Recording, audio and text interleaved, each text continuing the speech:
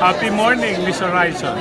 Alright, so Yusek, gusto ko lang po malaman kung ano pa po yung may tutulong nito sa ekonomiya ng ating bansa dahil po napakaganda po kanina ng inyong sinabi niyo po para dito sa ating plano po.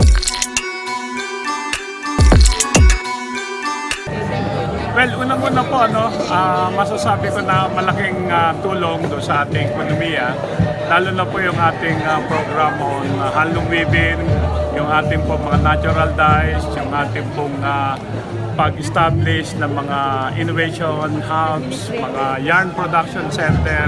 Ito po ay gagawin natin hindi lamang po dito sa National Capital Region, bagkus po ay sa buong Pilipinas.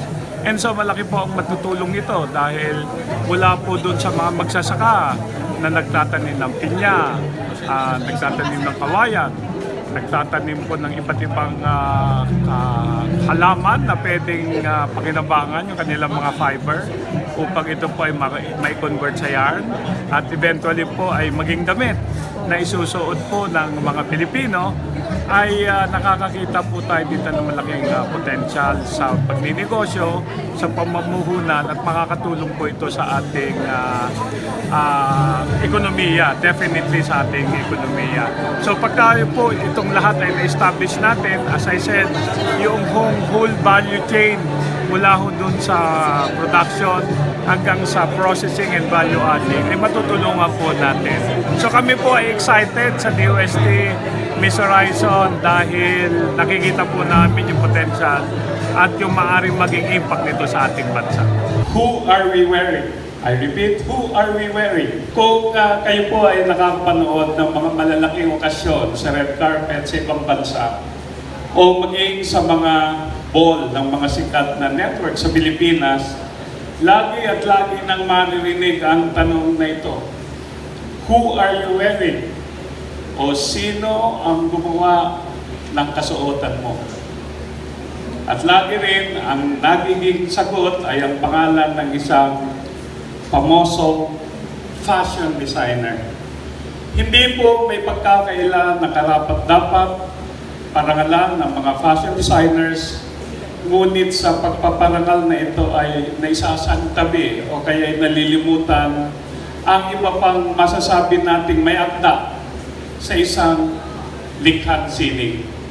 Ang tinutukoy ko po rito ay ang mga magsasaka at ang mga local weavers o mga katutubong mga hobby na itinalaga ang buong buhay nila para panatiliing buhay ang sining ng paghahabi na minana pa nila mula sa nakaraang henerasyon.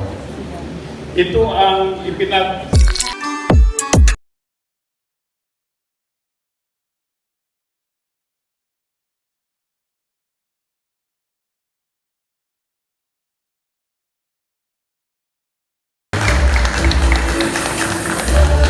Thank you very much to all our officials.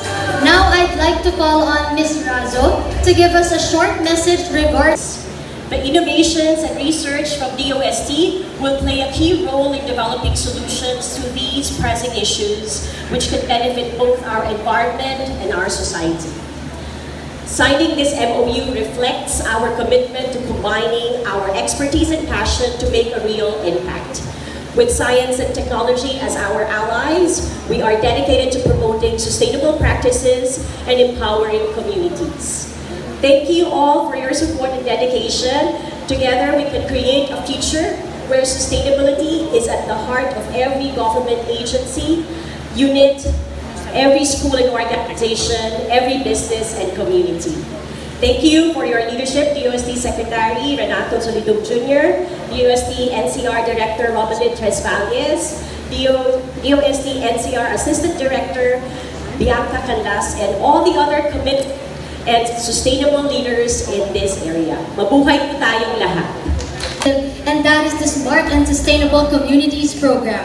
Now we shall witness the momentous partnership between the Department of Science and Technology and the Department of Tourism for the Smart and Sustainable Communities Program.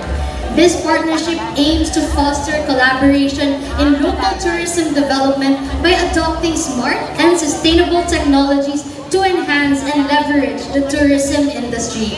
With that, may I invite on stage our dear secretaries, DOST Secretary Dr. Renato U. Solidum Jr. and DOT Secretary Cristina Garcia Frasco. Joining them on stage, our DOST Undersecretary for Regional Operations, Dr. Sancho A. Maborang, and DOT Undersecretary for Tourism Development Planning, Yusek Verna Esmeralda Buenso Quezon. Alright, let us now witness the signing of the Memorandum of Understanding between DOST and DOST for the Smart and Sustainable Communities Program.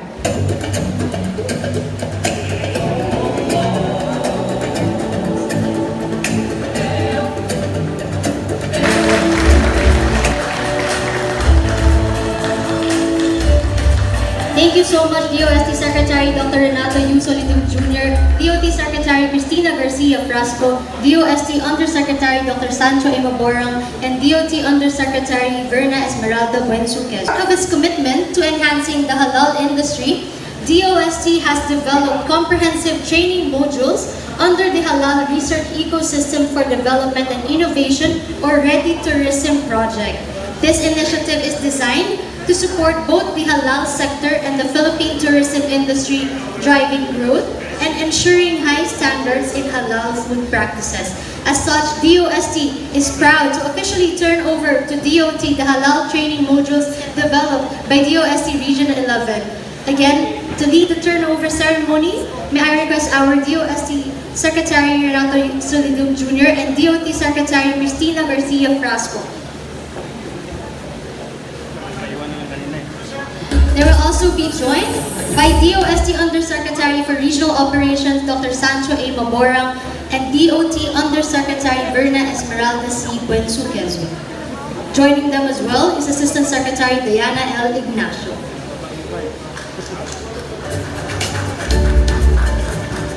I'm requesting the assistance of our technical team and photographers for the photo opportunity. I'm also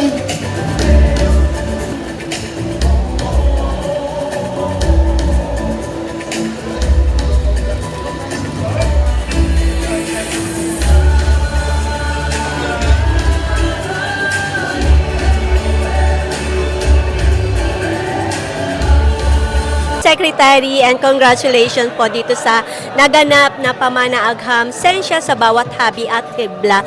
Sek, ano po yung suot niyo? Ito ay gawa sa pinya at seda or silk. So itong horizontal, pinya fiber, at yung maninipis na vertical, that's silk.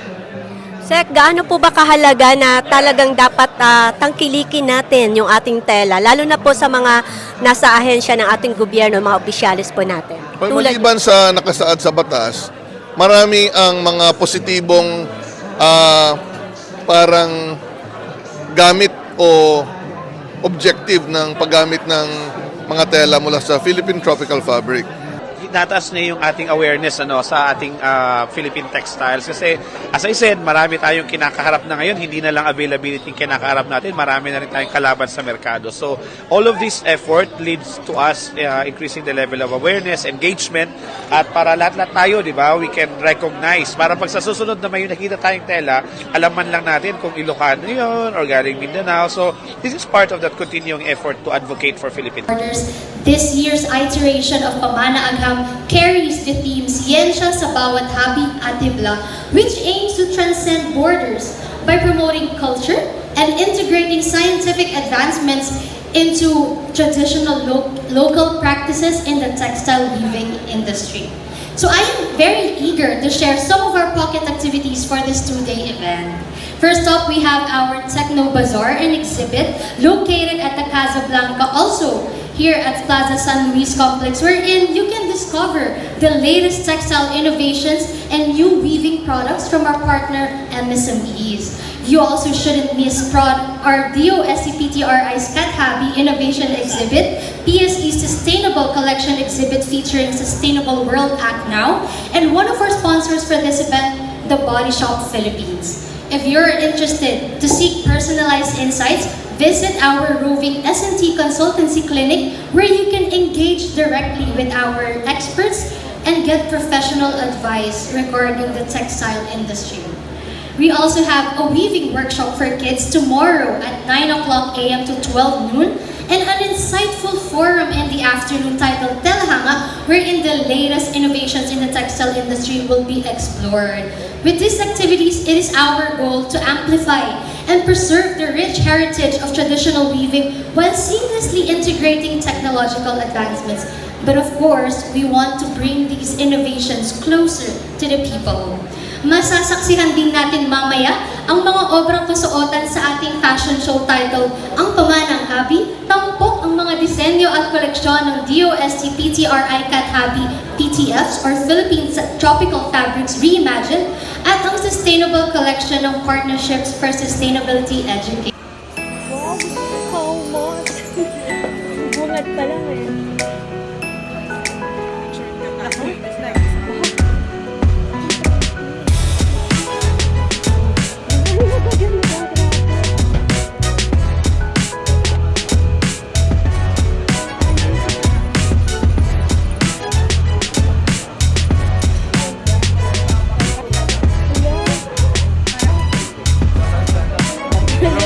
Magandang hapon. Magandang hapon.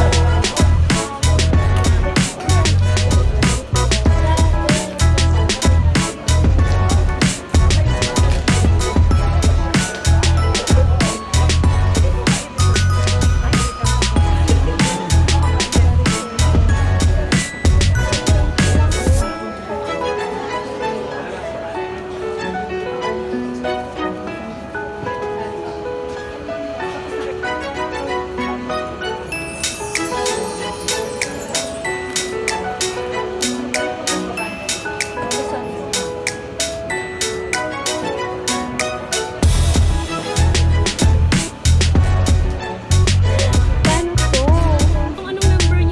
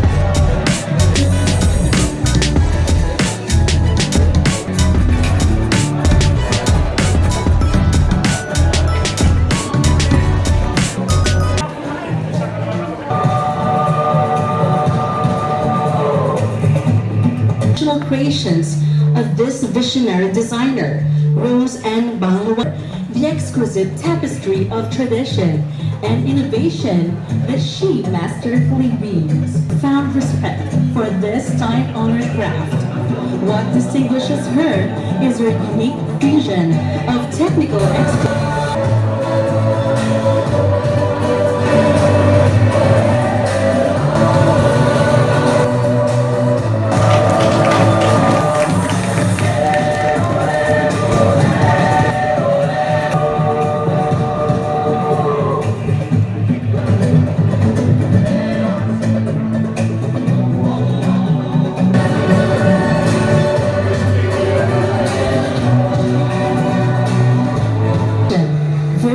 Breathes new life into the Filipino visions and cultures, where Filipinos proudly showcase their heritage in all settings, celebrating the beauty of their culture with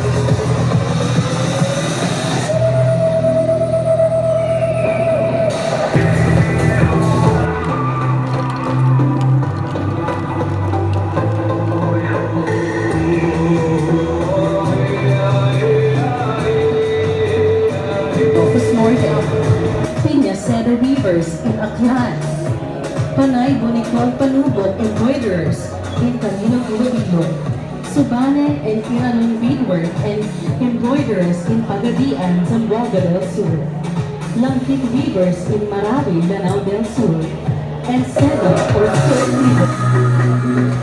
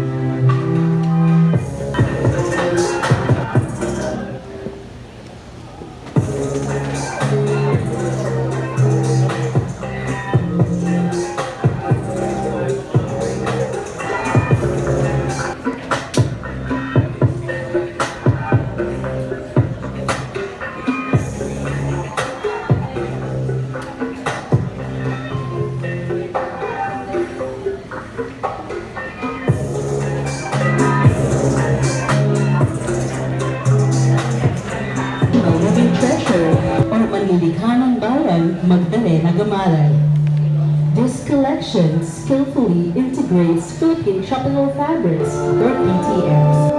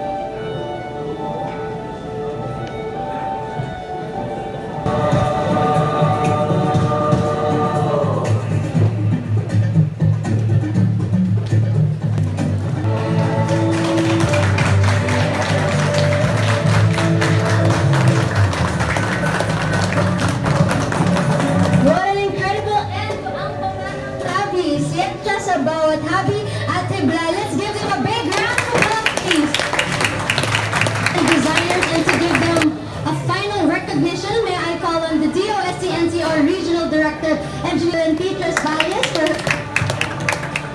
Ayan, hindi po isang Alright, so mula dito sa Intramuros na kung saan po ay naging matagumpay itong naganap na event ng Pamana Agham Sensya sa bawat Habi at Hibla.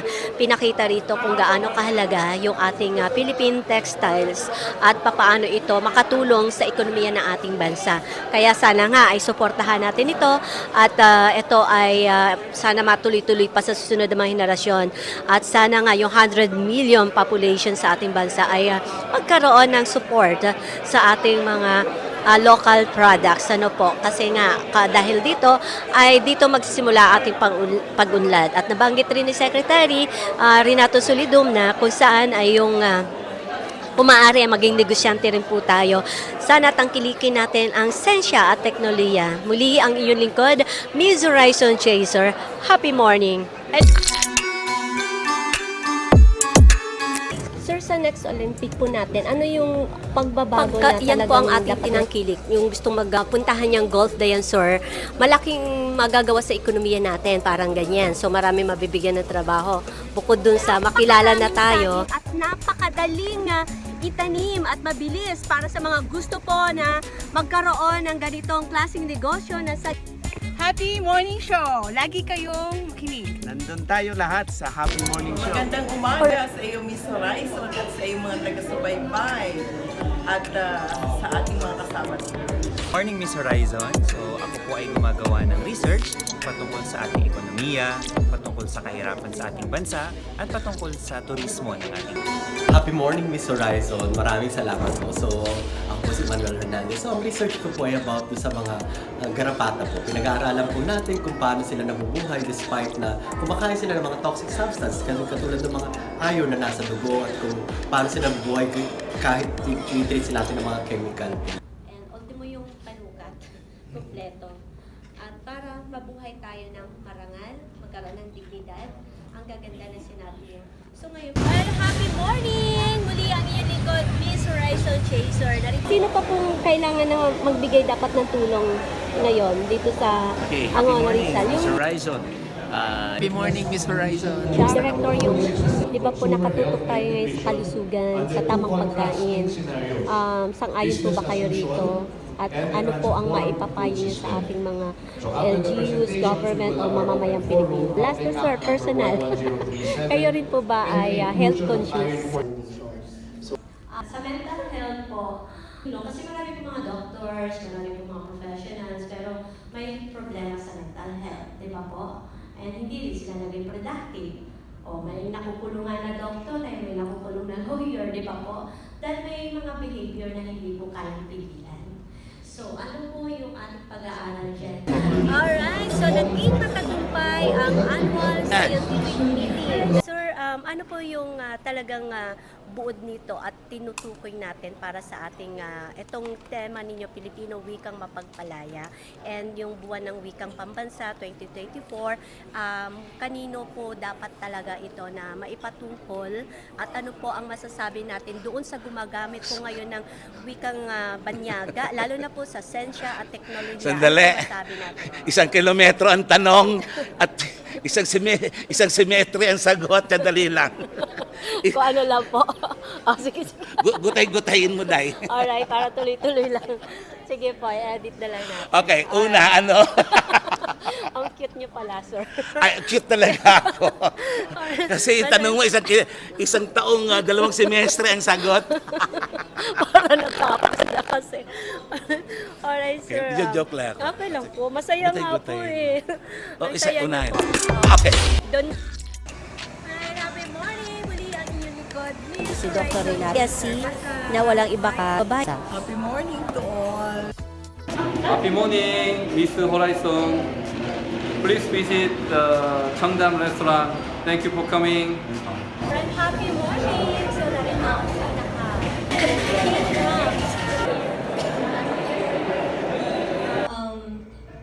kung sakali na implement po ito, sino-sino po talaga ang dapat maging partner? Ano yung maaasahan natin sa taong 2023 pa para sa pagsulong ng mga First time ko to. Makikita natin talagang kayang may kinalaman ba ito? Dito? Alright. So, di ba, high-tech ng ating mga tricycle? Ako ito lang. Ay, pati ba ito? Is ano pa po yung dapat nila na maaasahan sa PhilAs and kayo po ang president ngayon. Happy morning! Ano po yung kaibahan nito sa market?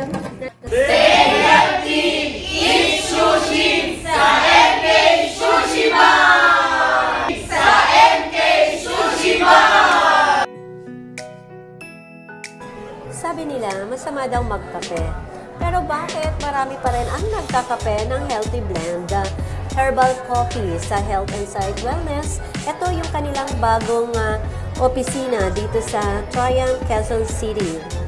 Kaya tara, subukan natin ang Health and Sight Wellness 15-in-1 Herbal Coffee kung gaano ito kasarap. Nagkakapi ka na, nagba-vitamins ka pa. Tikman natin gaano ito kasarap. Libre lang dito sa Health and Sight kapag po dumalaw kayo. Ano? Diba? Uy, tingnan niyo po, mga kababayan ko. Ang bango sobrang bango. Diba? Kapag medyo stress ka, wala talaga yung stress mo. Ganito kabango yung kape. Yung mahilig sa brewed coffee, parang ganun din eh. Sarap po talaga kahit alam ko natikman ko na to, ulit-ulitin mo. Hahanap-hanapin niyo po. Totoo, talaga ito yung kape na gustong-gusto ko. Kaya sana matikman niyo rin po at tsak magugustuhan niyo.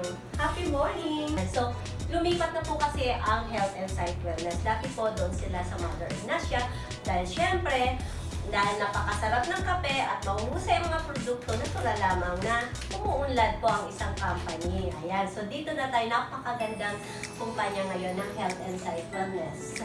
Kaya sa mga gusto pong pumunta rito ay alamin niyo lamang sa kanilang website.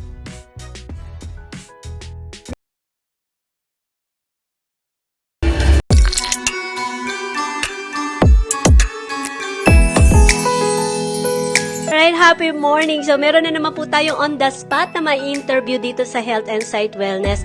Ito po ay totoong karanasan. Hindi po ito scripted, ha? Talagang alam natin, biglaan, di ba po, sir? Sir, ano pong pangalan natin? Si Rodrigo Daquipa Jr. Ang gusto lang po natin alamin kung bakit po kayo narito ngayon sa Health and Sight Wellness at ano po yung binili ninyo and ano po yung nagiging karanasan nyo po rito. Pumunta ako rito, bumili ulit ng coffee at saka rub. Bakit po coffee po yung binili natin? Coffee dahil yun ang nakaano sa ko palpitik ng dibdib. Bigla-bigla lang sa dami kong na subukan ng mga coffee sa labas. Pero parang walang nagbago eh. Kaya ito mula 2012. Maganda kasi nawala yung ano ko sa parang biglang kaba lang, nawala talaga siya. Sir, linawin lang po natin, yung mga lasa, 'di ba po, yung mga mahilig magkape, gusto lasang kape talaga, 'di ba po? So etong Healthy Blend 15-in-1, gusto ko galing sa inyo po. Ano po yung totoong lasa niya? Ay, masarap. Yung herbal, hindi mo balasahan. Ayun. Pero yung baka magtaka kayo, may ano siya, parang may lumulutang, pero hindi naman yung ano, parang ano siguro, manghalo siguro yun, kaya may lumulutang. Hindi marami yun, kaya yun, iniinom ko. Puro herbs yun, pero lasang kape. Opo, lasang kape talaga. Ayan. So, ibig sabihin, pag talaga mahilig ka magkape, magugustuhan. Opo. Alright. So, sir, ano yung nagustuhan nyo rin sa herbal rub na ito? Sa rub naman, sa akin ha, ano yan, kung ubo ako, pinapahid ko lang yan sa likod, tapos sabi naman ni Dr. Kevin Navarro, ligtas siya, pag maligam-gam tubig, ihalo doon, mas masarap. Talagang nakakatulong sa mga katikate, sa lalamunan. Opo, yan ang mabinta So, sa nakarating amin ng Hawaii. Opo, pwede talaga dahil FDA approved tayo. So, ang produkto, pag di po FDA approved, di po pwede mailabas sa ibang bansa yan. Bukan nyo lang, mag-order ng kope, bumili, kasi hindi kayo magsisisi, ang sarap talaga. Makatulong pa sa katawan. Ligaw na ako. Alright, so para sa iba pang katanungan, dahil sa karanasan nyo po dito sa Healthy Blend 15-in-1 Coffee at Sarab, pwede ka po bang makontak? Pwede. Sa number ko, 0966664438. So, 4 na 6 yan and 44138. Opo. Para sa akin, subukan nyo lang. Kasi alam ko naman sa daming ano ngayon, anong lumalabas. Try nyo lang. Makikita ninyo, kayo mismo ang magsabi ng totoo kung ano ba talaga kasarap ng coffee na to. At saka yung rub, napakagandang sa ubo, okay na yun. Ay, so happy morning po muli para doon sa ating mga kababayan na hindi pa po tumatangkilik ng health and sight wellness na mga produkto. Ito po ay 1,500 pesos, may 5 ka na pack na kape at may mga packages pa rin po rito na pwede kayong mamili para po makadiscount kayo ng halos 40 to 50 hanggang 60%. Muli, ang inyong lingkod, Miss Horizon Chaser. Para po sa ating hindi pa nakakakilala ay mag-like at mag-subscribe po kayo. And follow na rin po sa ating programang Happy Morning Show. Sa YouTube meron din po yan.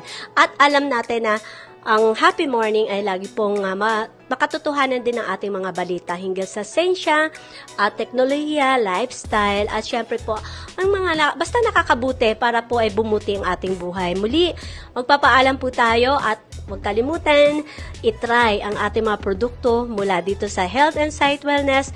Bye! I love you all!